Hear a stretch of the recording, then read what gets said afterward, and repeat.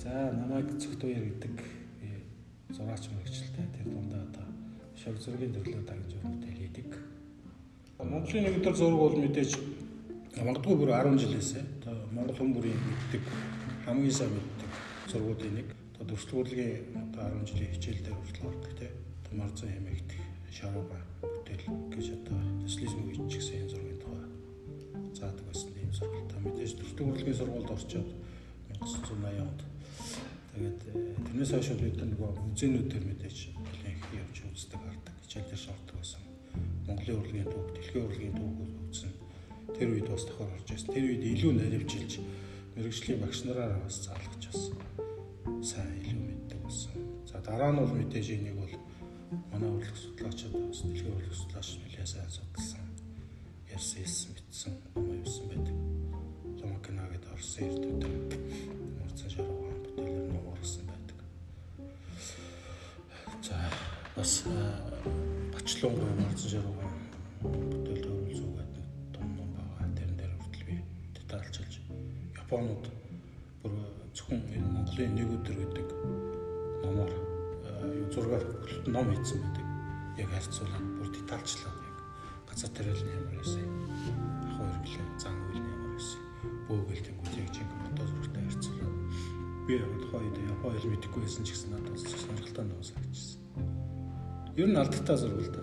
Болгоны ялангуяа зураач урчуудын бол заавалшгүй зайлшгүй мэдчих хэвээр судалж явах хэвээр зургийг гэж боддог. Тэгэхээр би бас ер нь холбоотой гэж хэлж болно. Тэгээд 90-ад оны сүүлээр ч тоншоо сэтгүүлээ бас сэргээж гаргаад тэр үед би Монголын нэг өдөр гэдэг юм зураг шог зураг үзсэн. Яг одоо энэ бол нэг өдрийн амьдрал гэж байгаа боловч тухайн үед одоо монголчуудын ээжсэн зам үйл ах уу одоо бүх зүйлийг эндээс мэдж болно л да 20 дугаар зууны их үеийн монголчуудын амьдралын хэмжээ хэмнэлийг тэрэн шиг би бас 20 дугаар зууны сүүлч 21-р зууны ихэнх үеийн монголчуудын амьдралыг хошин аргаар өгүүлсэн гэдэг юм.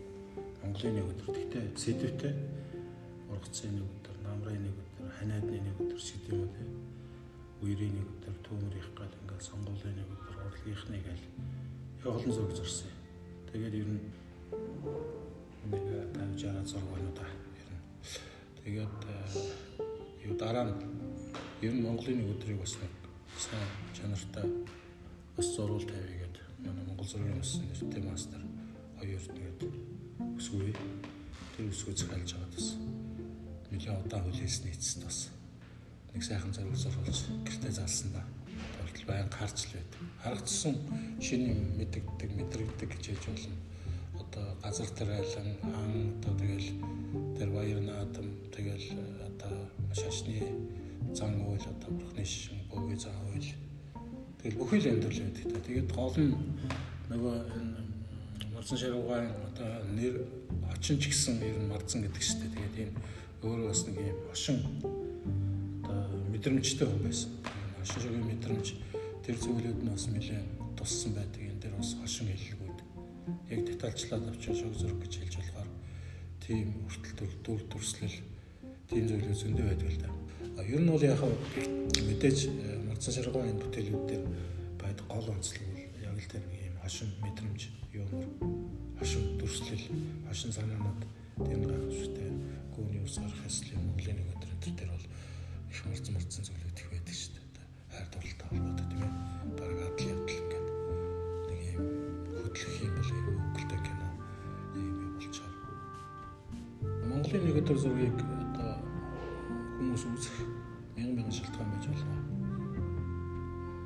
Магадгүй нөгөө яг л энгийн болохоор хүмүүс ойлгомжтой илүү дуртай ойлгож харж үзэж тэр талиндаа орлох дуртай болох тэр нөгөө нэг юм алхам тэр зүйлүүд нээгдэх болов гэж л би бодоод байгаа. Тэгэхээр бид нар нэг юм цөөхөн зураач уран бүтээлчд орлох дуртай хүмүүс энийг үздэг хардаг сонирхдаг ийм газрууд биш. Нээлттэй артын нээлттэй юм тийм бол гэдгийг ийм зургуудаараа илүү сайн